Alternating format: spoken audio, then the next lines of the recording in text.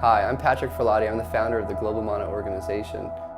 We all know about greenhouse gases, global warming, the ocean absorbing carbon dioxide, turning it into carbonic acid, dissolving our coral reefs. And we realize that carbon is also the base material which all life forms are made out of. So human beings reusing carbon in a better, more responsible manner is the solution to global warming and climate change.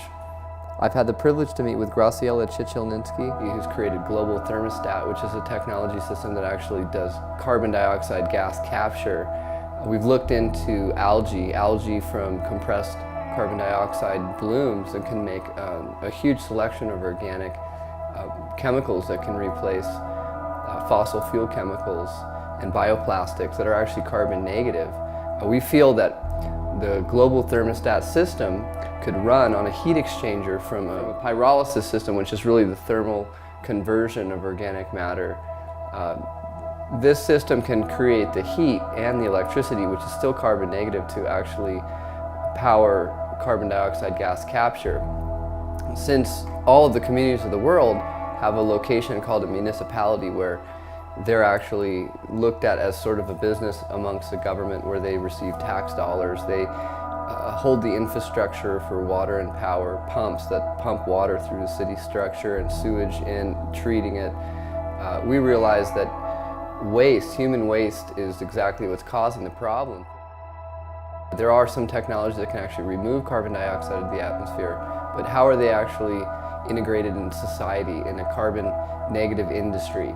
Looking at the globe as a whole, and the biggest problem, which is global warming, which is caused from carbon dioxide in our atmosphere, I realized that the only way to reverse global warming is to develop new industries and new ways of human waste management. I believe that every municipality in the world should actually have a waste-to-energy system that incorporates agriculture, water treatment, electric production, and carbon capture for algae, that actually can open the door to multiple different carbon negative technologies. The TCOM system sequesters greenhouse gases as it processes organic material. It sequesters approximately 50 plus carbon credit equivalents, which breaks out into 3.5 tons of carbon dioxide, 1.5 tons of methane, and 1/4 ton of nitric oxides. Now that's all done within 1 hour on 1 ton. Multiply that out to a system that has, say, 3 or 4 processors, and you're doing 200 tons an hour. Do that in a day and you're at 1,600 tons in an 8-hour shift. Put 1,000 systems up around the world, and now you're talking millions of tons of greenhouse gases being sequestered. That's the advantage of our system. The really interesting thing is, all of these technologies have been available for a long time, and we look at it like this. What are the community's needs? What are their problems? How can we bring them technologies to eliminate their waste while developing jobs and economic opportunities and replacing chemicals that are carcinogenic in our daily lives? So we see bringing in multiple systems at municipalities where human waste and trash pretty much collects, mining that, turning it into an energy source to power city infrastructure while enhancing agriculture and producing oxygen and sequestering carbon dioxide. Blue-green algae is actually one of the first life forms on the planet. So it's really ironic that years later, when we're suffering from climate disaster, we're looking at what sort of technologies could actually sequester carbon dioxide. And algae actually is one of the greatest opportunities. And so essentially what we're doing in using the algae to produce biofuels is we're recycling CO2. We're capturing the CO2 from a point source such as a coal-fired power plant. We're converting it into biomass, and then we're using that biomass as a fuel and releasing the CO2 again. So essentially we're recycling the CO2. Each of the individual steps for growing algae and converting algae into fuel are reasonably well known, but we need to improve the efficiency of those steps considerably in order to make the process economically viable.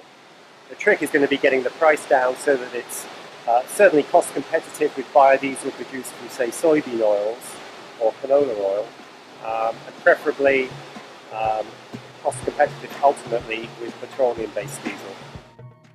When I was a little bit younger, I looked at recycling and I wondered where all the plastic bottles went in the world, and I realized that mostly they're incinerated, high heat incineration, and actually there was carbon dioxide emitted. And so I see that bringing in technology innovations to eliminate waste, recycle it, put it back into the soil, sequester carbon dioxide, create products which are economically valuable, gives everybody on the planet an opportunity to do good.